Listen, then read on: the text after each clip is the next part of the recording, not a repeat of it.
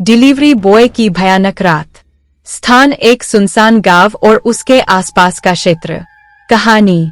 राकेश एक युवा delivery boy था जो शहर के एक बड़े रेस्तरां के लिए काम करता था।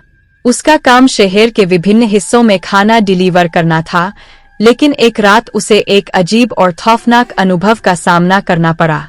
पहले की रातें। राकेश की रात की शिफ्ट हमेशा व्यस्त होती थी।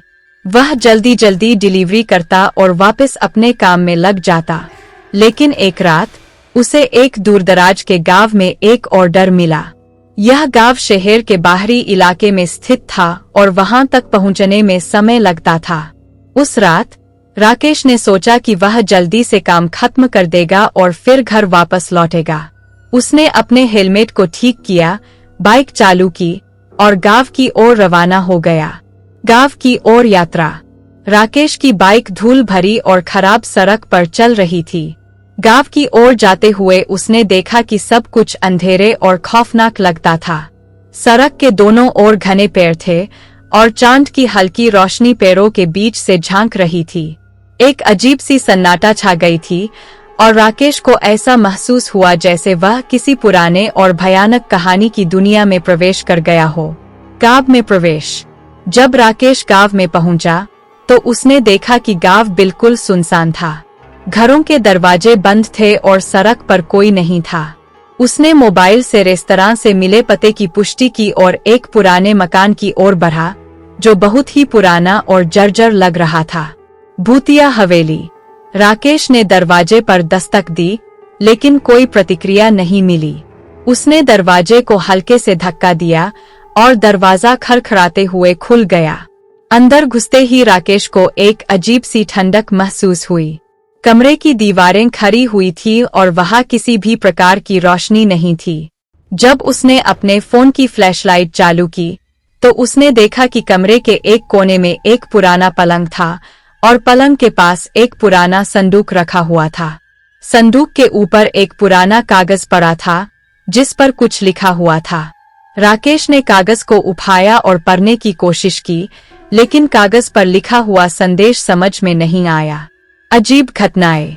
राकेश ने सोचा कि वह ग्राहक को खाना दे देगा और फिर जल्दी से वहां से निकल जाएगा। उसने संदूक को धीरे धीरे खोला और देखा कि वहां एक पुराना मरे हुए इंसान का शव पड़ा था। शव को देखकर राकेश का दिल धड़कने लगा और वह तुरंत कमरे से बाहर भागा। लेकिन जब उसने दरवाजा खोला तो दरवाजा बाहर से बंद था।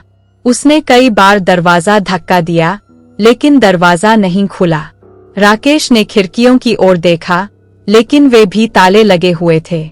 वह घबराहट में था और उसे समझ में नहीं आ रहा था कि क्या करे। भूतिया साया।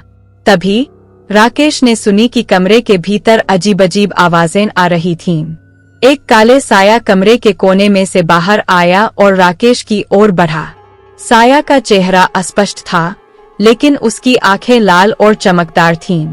साया ने धीरे धीरे राकेश की ओर बढ़ते हुए उसे एक भयानक हंसी दी। राकेश ने डर के मारे चीख मारी और साया से बचने की कोशिश की, लेकिन साया की हंसी बढ़ती जा रही थी और वह उसकी ओर तेजी से बढ़ रहा था। सहायता की कोशिश।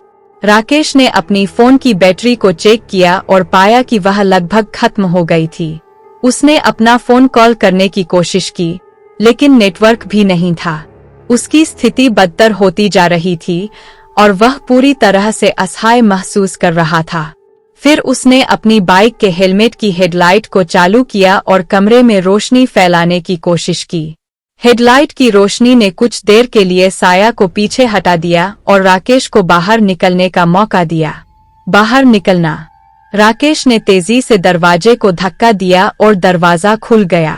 वह बाहर की ओर दौड़ा और अपनी बाइक की ओर भागा। वह अपनी बाइक पर बैठकर गांव से बाहर निकला और शहर की ओर लौट आया। उस रात के बाद से राकेश ने कभी भी उस गांव की ओर नहीं लौटने का फैसला किया। उसने अपनी नौकरी छोड़ दी और नए काम की तलाश में निकल पड़ा। लेकिन वह भयानक रात और उस भूतिया हवेली की यादें हमेशा उसके मन में बसी रहीं। निष्कर्ष। राकेश की कहानी गांव में एक किंवदंती बन गई और लोग उस रात को एक भयानक घटना के रूप में याद करने लगे। पीढ़ियों से चली आ रही भयानक कहानियां अब और भी जीवंत हो गईं और लोगों ने उस पुराने मकान को कभी भी दोबारा देखने की कोशिश नहीं की। राकेश की यह भयानक रात उसे हमेशा के लिए याद रह गई और यह कहानी हर किसी को यह याद दिलाती है कि कभी-कभी अज्ञात चीजों को टालना ही सबसे अच्छा होता है।